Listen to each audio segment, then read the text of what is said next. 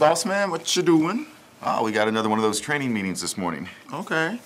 Tell me this, are you gonna hire that smoking hot temp full time?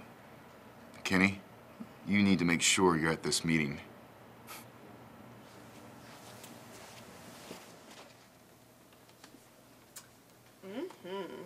Boy, this Mr. December can be my Santa any day.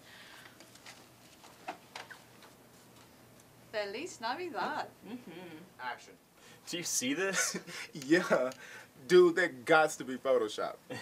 Gentlemen, that is entirely inappropriate. Make sure you send me the electronic email.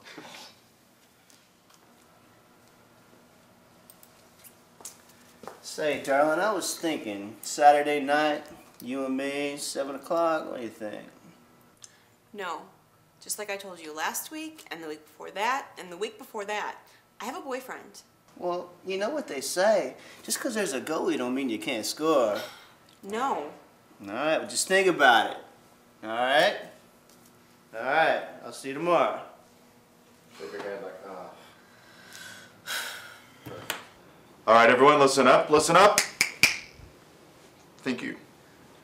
I'd like to welcome everyone to our monthly meeting today. Today we have a special speaker with us, Mrs. June from the Human Resources Department. She'll be leading our discussion on sexual harassment. Thank you, Dan. Today we're going to discuss sexual harassment. I'll start off by giving you an example of sexual harassment. We'll go over the definition. We'll talk about ways to prevent sexual harassment, and then at the end I'll answer any questions that you might have. Sexual harassment harms everyone and undermines the trust and respect necessary for a productive work environment. Statistics show that 70% of women and 20% of men have experienced sexual harassment.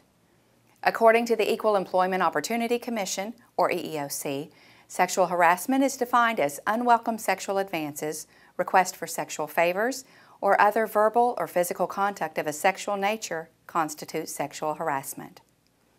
There are two primary types of sexual harassment as determined by the EEOC, quid pro quo and hostile work environment. Quid pro quo is Latin for this for that, meaning one person, usually a superior, suggests a promotion, raise, or favor in exchange for sexual favors. This could be a direct request or a strong innuendo.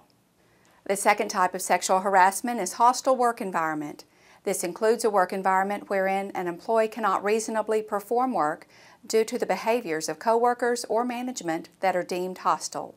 Examples would include sexually explicit pictures, calendars, graffiti, objects, or music, regularly using crude words, sexual jokes, obscene gestures, or rude comments, unwelcome touching or body contact such as scratching or rubbing a coworker, grabbing their waist or interfering with their ability to move, using elevator eyes to look up and down an individual, offensive remarks about a person's gender.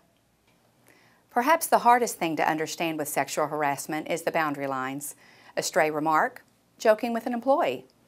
According to the EEOC, only unwelcome conduct can be considered sexual harassment. Consensual dating, joking and touching, for example, are not harassment if they are welcomed by the persons involved. Conduct is considered unwelcome if the recipient did not initiate and regards it as offensive. Some sexual advances are so crude and blatant that the advance itself shows its unwelcomeness. As a warning, something welcome can turn unwelcome in a single moment. This is often where people get into big trouble. One of the clearest examples is when an employee continually asks another one out on a date. Generally, it is not considered harassment to ask, but if the asker continues with the attitude, "She said no, but I think she really meant yes," it can be considered harassment. If he continues to pursue her and she says no, then a line has been crossed. In the end, ask yourself, if my spouse, mother, father, son, or daughter were here, would I still do it or say it? If the answer is no, then it was probably inappropriate. Would you want your behavior to be seen on the 6 o'clock news? No? Then don't do it or say it.